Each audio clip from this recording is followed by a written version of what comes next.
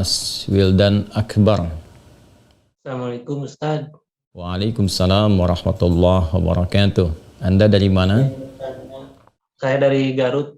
Dari Garut. Baik, baik. Semoga Anda dan keluarga mendapatkan rahmat dan ridha Allah Subhanahu wa taala, dan semoga percikan rahmat dan ridha itu diberikan juga kepada kita semuanya. Dipersilahkan. Ingin bertanya tentang tempat wudhu Pak Ustaz. Ya. Ya misalkan di rumah kan terkadang tempat wudhunya itu menyatu dengan toilet WC. Nah itu bagaimana, apakah Islam memandang tentang itu? Baik. Baik. Terima kasih Mas Wildan, dan pertanyaan ini barangkali juga mewakili pertanyaan dari saudara-saudari kita yang lain terkait dengan hal yang dimaksudkan. Idealnya memang tempat wudhu itu berpisah dengan toilet.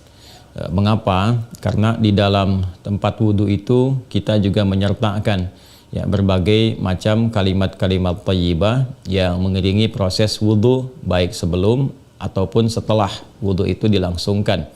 Ya, bukankah kita saat berwudhu kan mengucapkan Bismillahirrahmanirrahim, kan?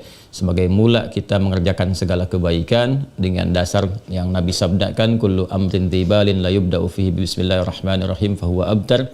Dan itu juga sebagai ekspresi ungkapan gambaran atas niat yang kita tujukan dari wudhu itu, kita arahkan untuk mendapatkan ridha Allah Subhanahu wa taala. Kemudian juga di akhir wudhu kita juga kan berdoa, ya kan, dengan mengucapkan syahadatain, syahadu an la ilaha illallah, syahadu anna muhammadar rasulullah. Kemudian kita mengatakan Allahumma ja'alni minat tawwabin wa ja'alni minal mutatahhirin. Kalau kita mau kemudian tambahkan juga dengan doa wa ja'alni min ibadikas salihin.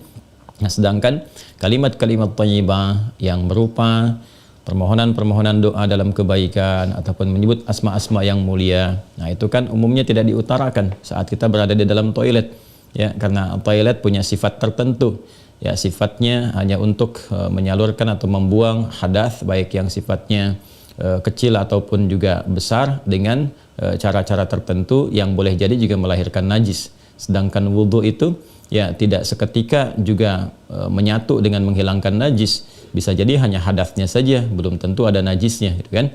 Sedangkan kalimat-kalimat thayyibah sangat tidak disukai diungkapkan dalam keadaan-keadaan kita masuk toilet. Karena itu saat masuk toilet kita kan berdoanya doa memohon perlindungan kepada Allah dari godaan-godaan setan yang berkumpul di tempat-tempat yang buruk, ya, seperti toilet dan semisalnya.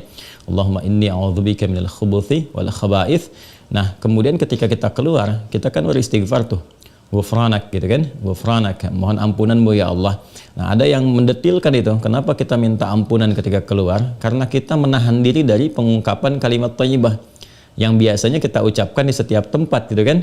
Istighfar, sholawat dan sebagainya. Nah, ketika itu terputus saat masuk toilet, ya seakan-akan ada sifat tawadhu, kita memohon ampunan karena nggak mampu mengungkapkan, karena itu tempat yang tidak pantas, gitu kan, diungkapkan itu di tempat yang tidak sesuai. Maka ketika keluar kita mengatakan ghufranak kalau ada hal-hal yang tidak tepat di dalam dan tidak mampu mengerjakan hal yang biasa kita kerjakan. Itu adab saja, takdib di dalamnya. Nah, karena alasan inilah akan lebih bagus kalau tempat wudhu itu bisa terpisah sendiri dengan toilet, sehingga nanti kesempurnaan hal-hal yang mengiringi bisa dilakukan. Bila pun memang keadaannya tidak memungkinkan dan hanya ada itu, dan bisa didapatkan di dalam berbagai kondisi, ya, Anda ke mall misalnya kan, tidak ada tempat spesifik wudhu, taruhlah gitu, demikian kondisinya, atau bahkan dalam kondisi tertentu, bahkan saat haji atau umrah yang begitu padat tempat wudhunya misalnya, dan Anda hanya menemukan ada toilet tapi ada keran yang disiapkan terpisah, gitu kan, di dalamnya itu. Nah, ini kondisi-kondisi demikian masih memungkinkan. Ya, jadi kalau ada kondisinya sifatnya tidak terpisah keadaan tempat wudhunya, maka tidak ada masalah ketika Anda berwudhu dalam keadaan juga menyatu tempatnya dengan toilet, karena kaidah juga mengatakan ad-daruratu tubihul mahdharat. Kondisi-kondisi yang mendesak itu, kondisi-kondisi yang tidak biasa itu membolehkan, bahkan yang terlarang pun asalnya diperkenankan. Nah, ini kan sifatnya tidak terlarang, hanya tidak disukai gitu kan, makruh sifatnya, nggak ada nas haram di dalamnya, tapi sifatnya tidak disukai. Tidak disukainya itu karena kita tidak bisa mengungkapkan hal-hal baik yang mungkin kita bisa lakukan ya saat kita berwudu. Jadi kita berdoa harus keluar dulu setelah selesai wudu gitu kan, baru kemudian kita bisa berdoa. Ataupun bismillahirrahmanirrahim hanya kita bisa ungkapkan dalam hati, nggak bisa kita lafadzkan gitu kan. Doa-doa pun kita iringkan di dalam hati. Nah itu hal-hal yang menjadikan kita kemudian tidak maksimal. Pun demikian juga ada satu kondisi lain, itu kan tempat berkumpulnya setan di tempat-tempat yang kurang bagus itu, sehingga godaan-godaan saat berwudu dan sebagainya, nah itu kadang-kadang lebih banyak. Nah ini tentunya juga di satu sisi tidak berlaku juga ya kondisi ini saat misalnya kalau mandi besar, kadang-kadang kan juga tempatnya menyatu juga dengan toilet, kan mandi besar juga berlangsung wudu di dalamnya, gitu kan? Nah ini kita harus fleksibel juga dalam kondisi-kondisi demikian. Jadi ini yang mau saya katakan, tidak berhukum haram, itu bisa dilakukan. Kalau tempatnya kita misalnya memungkinkan untuk berpisah, bagus ada dipisahkan. Tapi kalau menyatu pun tidak ada masalah, kan? Tidak ada masalah sepanjang dalam keadaan-keadaan darurat tertentu dan tidak berhukum haram. Ya, apa dalilnya? Yang tadi saya sampaikan. Ya, tidak ada nas spesifik mengharamkannya, dan kadang-kadang kita mandi besar juga ya, al-ghuslu dari janabah dan semacamnya juga berlangsung, dan dalam mandi besar juga ada wudu. Namun barangkali kesempurnaan itu tidak bisa kita iringkan dengan kalimat-kalimat thayyibah yang diungkapkan, hanya dalam hati kita lakukan.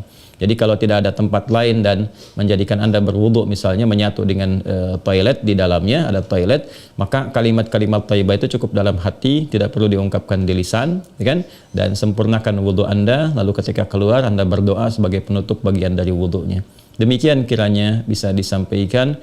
Wallahu taala a'lam bissawab. Dan sebelum saya menutup, ada sesuatu yang sangat menarik ketika Ibnu Abbas radhiyallahu taala anhuma menyampaikan kisah Nabi sallallahu alaihi wasallam ya saat beliau berada di kediamannya Sayyidah Maimunah radhiyallahu taala anha, dan malamnya kemudian bangun ya, bangkit dari tidurnya, duduk dulu menghilangkan bekas ngantuk. Nah ini ditemukan di Sunan Abu Daud nomor hadis 1367. Tsumma dhahaba ila syanin mu'allaqah, kemudian beliau pergi ke tempat tertutup. Nah syanin mu'allaqah ini enggak disebutkan tempat tertutupnya, apakah dia sifatnya mirhad, ya kan? Apakah tempatnya toilet yang menyatu, kamar mandi, ataukah dia tempat wudhu, kan? Midha, misalnya, apakah dia tempat wudhu? Nah ini yang tidak disebutkan, keadaannya tempat tertutup saja. Ini memberikan kesan bahwa bisa jadi kalau itu yang dimaksudkan adalah tempat yang tertutup, itu toilet dan semacamnya, jelas ya dilakukan dalam bentuk tertutup sehingga tidak tampak aurat dan sebagainya, itu fikih yang lain. Tapi kaitan dengan wudhu juga itu cukup menarik juga. Hendaknya kalau kita pun membuat tempat wudhu di satu tempat, ya dimungkinkan ada penutupnya, karena boleh jadi tempat-tempat yang digunakan untuk oleh laki-laki ataupun perempuan yang menyatu, ya, menyatu itu yang dimaksudkan dimanfaatkannya. Ya boleh jadi ada perempuan juga yang masuk ke situ, kan di satu tempat tuh nggak ada kehususan gitu ya. Nah, tapi tempat-tempat lain sekarang sudah lebih bagus. Ini untuk laki-laki, ini untuk perempuan, tuh nggak ada masalah. Tapi kalau tempat yang digunakan untuk menyatu, dia hendaknya ada penutup sehingga nggak semua orang bisa mengakses ke dalamnya dengan batas-batas tertentu. Apa kaitannya, korelasinya dengan pertanyaan Anda? Syanin mu'allaqah di sana nggak disebutkan. Ya, apakah itu tempat wudhu atau menyatu dengan toilet? Tapi babnya ketika keluar dari situ, Nabi sudah berwudhu. Ya, sedangkan keterangan-keterangan tentang seputar wudhu Nabi dan bangkit di malam hari itu disertakan juga dengan janabat. Artinya apa? Di kondisi-kondisi tertentu kan mandi, ya kan?